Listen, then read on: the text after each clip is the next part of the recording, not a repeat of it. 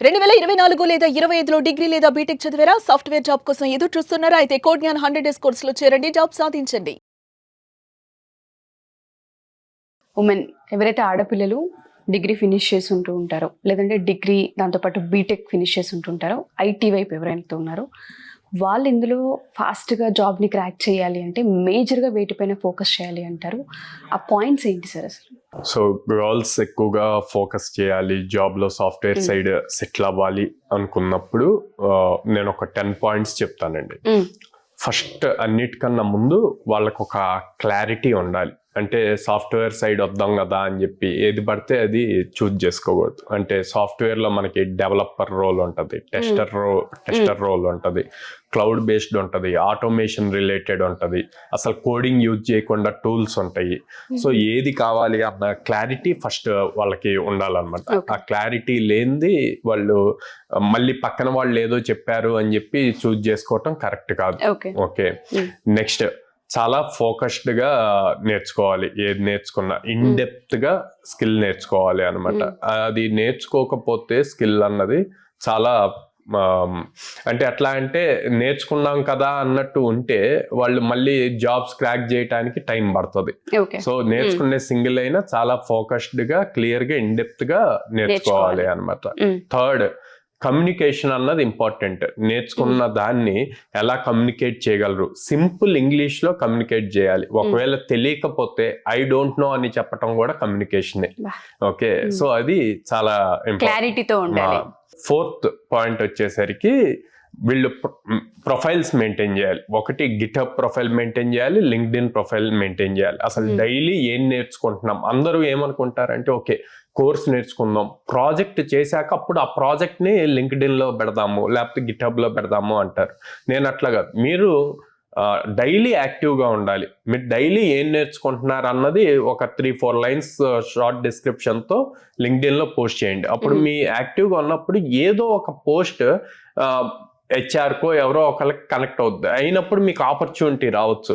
So అందుకని everyday యాక్టివ్గా ఉండాలన్నమాట. నెక్స్ట్ ఏఐ టూల్స్ నేర్చుకోవాలి. ఇప్పుడు అంతా ఏఐ అవుతుంది. మీరు ఏదైతే టెక్నాలజీ నేర్చుకుంటున్నారో ఆ టెక్నాలజీకి రిలేటెడ్ అవసరమయ్యే ఏఐ టూల్స్ మాత్రమే, అన్నీ అవసరం లేదు.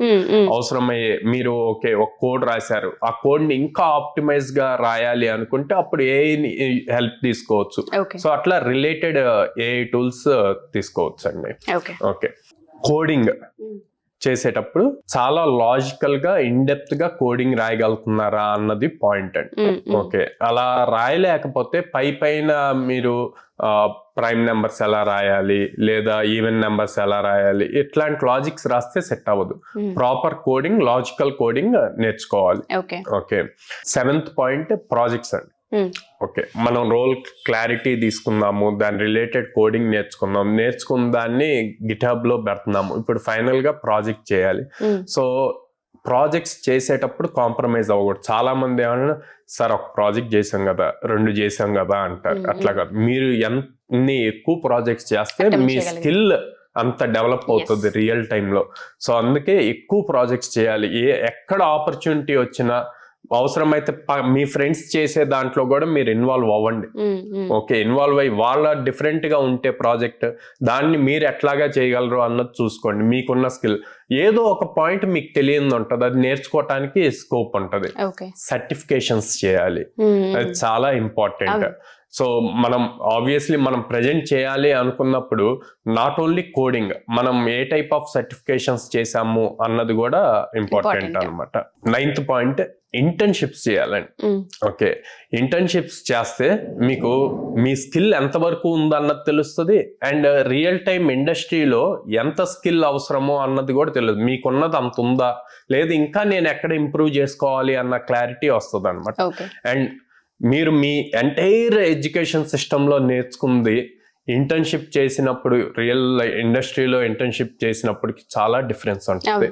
సో దీంట్లో ఒక 3 months వర్క్ చేసుకున్న మీరు 16 years ఎడ్యుకేషన్ సిస్టమ్ కన్నా కూడా ఎక్కువ నేర్చుకుంటారు. సో అందుకే కంపల్సరీగా ఇంటర్న్షిప్ అన్నది చాలా ఇంపార్టెంట్. 10th పాయింట్ అండి, డిసిప్లిన్ అండ్ కన్సిస్టెన్సీ.